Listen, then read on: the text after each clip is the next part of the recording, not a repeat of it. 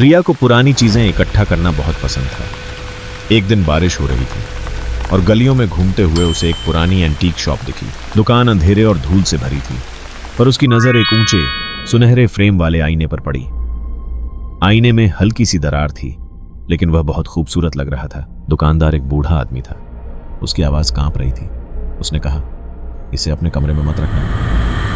ये बोलते ही रिया ने सोचा वह मजाक कर रहे हैं। उसने हंसते हुए आईना खरीद लिया और अपने बेडरूम में रख दिया। रात के 3 बजे रिया की नींद खुली तो किसी ने बहुत धीरे से उसका नाम पुकारा।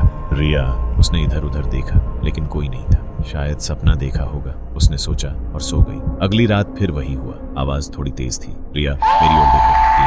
इस बार वह बहुत डर गई। आईना हल्की चांदनी में चमक रहा था और उसे ऐसा लगा कि उसका परछाई मुस्कुरा रहा है, जबकि वह खुद तो नहीं मुस्कुरा रही थी। अब हर रात वह फुसफुसाहट सुनने लगी और उसका परछाई अब उसकी नकल नहीं करता था। जब वह रोती तो उसका आईने वाला परछाई मुस्कुराता था। फिर एक रात आईने की परछाई ने मुंह खोली और कहने लगी, मैं बाहर आना चाहता हूँ। रिया चिल्लाई और आईने पर एक चादर डाल दी। अगले दिन वह डर के मारे बेडरूम में नहीं गई, लेकिन जब आईने को हटाने की कोशिश की तो वह हिला भी नहीं। ऐसा लगा जैसे जमीन ने उसे जकड़ लिया हो। अब दिन में भी उसे वही आवाजें सुनाई देती थी। चौथी रात रिया ने आईने को तोड़ने की कोशिश की, लेकिन वह टूटा। उसका परछाई अब और भी डरावना लगने लगा। तुमने गलती कर दी, उसकी परछाई ने कहा। उस रात आईने में उसका परछाई कुछ नहीं कर रहा था, बस खड़ा हुआ था और घूर रहा था। फिर उसने धीरे से हाथ उठाया और शीशे को ठोका। आईना पानी जैसा हिलने लगा और फिर उसका परछाई बाहर निकल आया। अगली सुबह पड़ोसियों ने पुलिस को फोन किया। रिया के कमरे से जोर जोर की चीखें आ रही थी। जब पुलिस दरवाजा तोड़कर अंदर गई तो कमरा खाली था। सिर्फ आईना रखा था, बिल्कुल साफ, और उसमें एक नया परछाई था। एक डरी हुई लड़की जो आईने के अंदर कैद थी, बाहर निकलने की कोशिश कर रही थी।